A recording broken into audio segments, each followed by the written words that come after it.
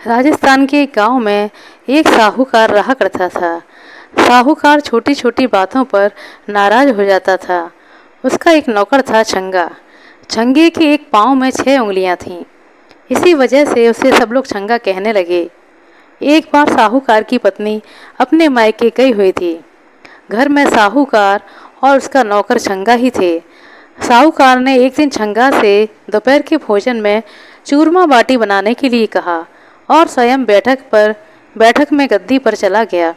अभी पूजा अगरबत्ती कर ही रहा था कि हाथ में मटकी लिए छंगा आया और बोला, मालिक घर में घी नहीं है, पैसे दे दो।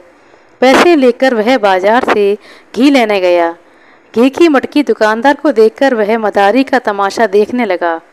तमाशा समाप्त हुआ तो उसने घी के पैसे दिए और मटकी लेकर आ गया। साहूकार ने छंगा को आते देखा तो पूछा, घी ले आया? इधर ला, जरा चक्कर देखूं कैसा है। साहूकार ने घी निकालने के लिए उंगली हड़िया में डाली। ये क्या? ऊपर ऊपर घी था और नीचे दही भरा हुआ था। साहूकार ने अपना माथा ठोका। किस बेवकूफ़ से पाला पड़ा है, मेरे पैसे लुटा आया। क्रोध में साहूकार ने पास में से एक छड़ी उठाई और तड़ातड़ 10-5 छंगा को लगा दी। छंगा करा उठा। उसने मनी मन कहा, मेरा भी दिन आएगा। ऐसे ही कुछ दिन बीतने पर साहूकार ने छंगा से कहा, आज मुझे दावत में जाना है, मेरी नई मोजरी में तेल लगाकर रख देना। जी मालिक, छंगा ने उत्तर दिया। शाम को साहूकार ने अंगरखा पहना, पगड़ी लगाई और तैयार होकर छंगा को पुकारा। अरे ओ छंगा, मेरी मोजरी लेकर तो आ। छंगा तुरंत तेल का कनस्तर लेकर उपस्थित हो गया। साहूकार चिल्लाया, ये क्या लेकर आया है? ये रही आपकी मोजरी, छंगा ने कहा। साहूकार ने पूछा, कहाँ है? यहाँ तेल के कनस्तर में है, छंगा का जवाब था। अब तो साहूकार के क्रोध पर नियंत्रण नहीं रहा। उसने लात घूंसों से छंगा को अधमरा कर दिया। साहूकार तो मार पीट कर वहाँ से चला गया, लेकिन छंगा बहुत देर तक रोता रहा, कराता रहा और बड़बड़ाता रहा, मेरा भी दिन आएगा।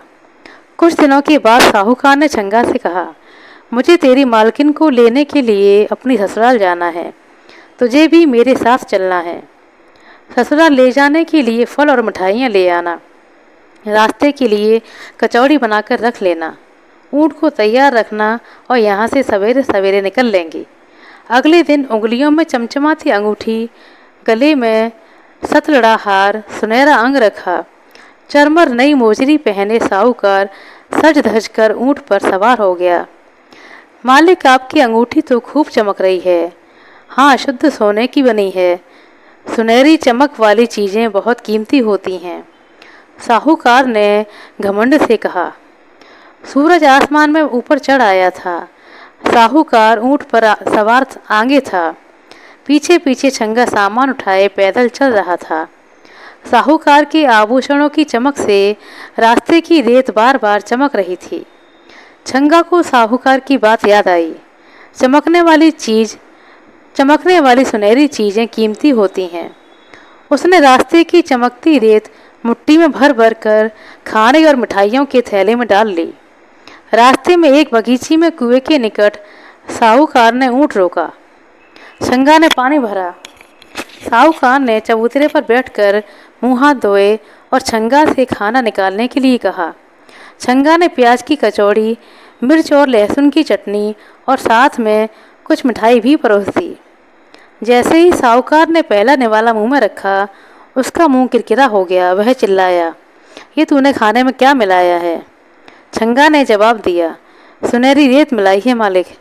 ससुराल खाली हाथ जाना पड़ेगा, सराय आने तक भूखा ही रहना पड़ेगा। यही सोचकर साहूकार अपने क्रोध पर काबू नहीं रख पाया।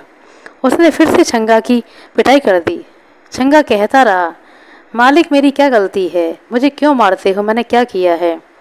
उसको अपनी गलती समझ में नहीं आ रही थी, पर मन में उसने ठान ली कि उसे साहूकार से बदला लेना है और उसने फिर से बड़बड़ाया, मेरा भी दिन आएगा। शाम हो चली थी, धुंधल का फैलने लगा था। साहूकार ने सराय में डेरा डाला, आभूषण उतारे, कपड़े उतार कर खूंटी पर टांग दिए, नहाया, खाना खाया और सो गया। साहूकार को सोता देख छंगा को बदला लेने का मौका मिल गया। उसने साहूकार के आभूषण और कपड़े पहने। तैयार होकर उसने वहीं से कुछ मिठाइयाँ खरीदी और ऊँट पर सवार होकर साहूकार की ससुराल जा पहुंचा और वहां जाकर बोला, मैं तुम्हारे जमाई का मित्र हूँ। तुम्हारा जमाई पागल हो गया है और बिना बताए घर से निकल पड़ा है। मैं उसे ढूंढने निकला था। 2 कोस दूर एक सराय में पड़ा हुआ है। सुनते ही सब लोग दौड़ पड़े। वहां जाकर देखा तो जमाई जी सिर्फ लंगोट पहने लेटे हुए थे। अपने ससुराल वालों को अचानक सामने देख साहूकार हड़बड़ा उठा। कहना कुछ चाहता था लेकिन मुंह से कुछ निकल रहा था। उसने कमरे में इधर उधर देखा। उसके आभूषण कपड़े वहां नहीं थे और छंगा भी कहीं दिखाई नहीं दे रहा था। सास ससुर ने दुखी मन से बड़ी कठिनाई पूर्वक साहूकार को ऊँट पर बैठाया और अपनी हवेली ले गए। वहां पर दूसरे कपड़े पहनाने लगे तो वह चिल्ला उठा, मुझे नहीं पहनने ये कपड़े, मैं ऐसा ही रहूँगा। जबरदस्ती गले में कुर्ता पहनाया गया। तभी सामने से उसके कपड़ों में सजा धजा छंगा आया। उसे देखकर साहूकार गालियां बकने लगा। छंगा हंसते हुए हवेली से बाहर निकला तो पीछे पीछे साहूकार भागा। उसके पीछे बाकी लोग भागे। पत्नी बार बार हाथ जोड़कर प्रार्थना करती, हे भगवान, ये क्या हो गया है मेरे पति को, ये तो बिल्कुल पगला गए हैं, अब मैं क्या करूँगी। भोजन के समय फिर छंगा ने साहूकार को तंग किया, सब लोग इन्हें जरा ठीक से खिलाइए, 3 दिन से इन्होंने खाना नहीं खाया है। अब कोई कहे खीर खाओ, कोई कहे पूरी खाओ, कोई कहे चूरमा खाओ, सब लोग उन्हें कुछ ना कुछ खिलाने की कोशिश कर रहे हैं। साहूकार सबके हाथ झटक कर खड़ा हो गया और क्रोध से चिल्लाकर बोला, मुझे कुछ नहीं खाना, इसी छंगा को खिलाओ सारे माल पकवान, मैं जा रहा हूँ। साहूकार सभी को धकेलते हुए पैदल ही चल पड़ा। थोड़ी दूरी पर एक शिव मंदिर था। वहां जाकर साहूकार एक कोने में बैठ गया। उसी मंदिर में उसकी दुखी पत्नी शिवजी की पूजा कर रही थी। वह भगवान से अपने पति को अच्छा करने की विनती कर रही थी।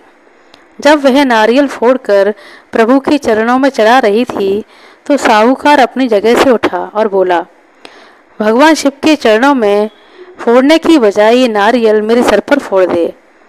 अचानक आवाज़ सुनकर पत्नी घबरा गई और उसने सचमुच नारियल साहूकार के सिर पर दे मारा।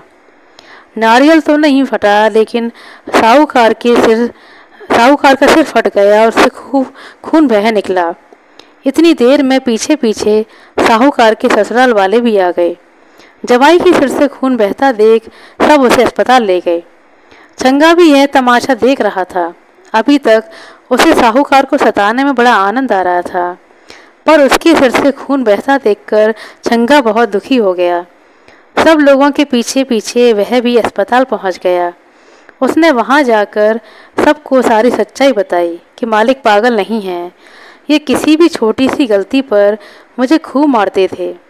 मैंने अपने मन में कसम खाई थी कि एक दिन इनको देख लूँगा, बस मैंने अपना बदला लेने के लिए ऐसा किया। छंगा की बातें सुनकर साहूकार ने मारने के लिए जैसे ही हाथ उठाया, छंगा ने कहा, मेरा भी दिन आएगा। उसकी बात पर सब हंसने लगे और साहूकार ने कभी न मारने की कसम खाई। ससुराल वालों ने अपने जमाई और बेटी को कपड़े, आभूषण और मिठाई भेंट देकर सम्मानपूर्वक विदा किया। वापसी की यात्रा में छंगा बहुत खुश था, क्योंकि अब उसे अपनी पिटाई का डर नहीं था। आशा करते हैं दोस्तों आपको हमारे द्वारा सुनाई गई छोटी सी कहानी अच्छी लगी होगी। कहानी पसंद आई हो तो कृपया लाइक कर दें, शेयर कर दें। चैनल पर नए हैं तो सब्सक्राइब कर लें। अपना कीमती समय देने के लिए बहुत बहुत धन्यवाद। मिलते हैं अगले वीडियो में, तब तक के लिए नमस्कार।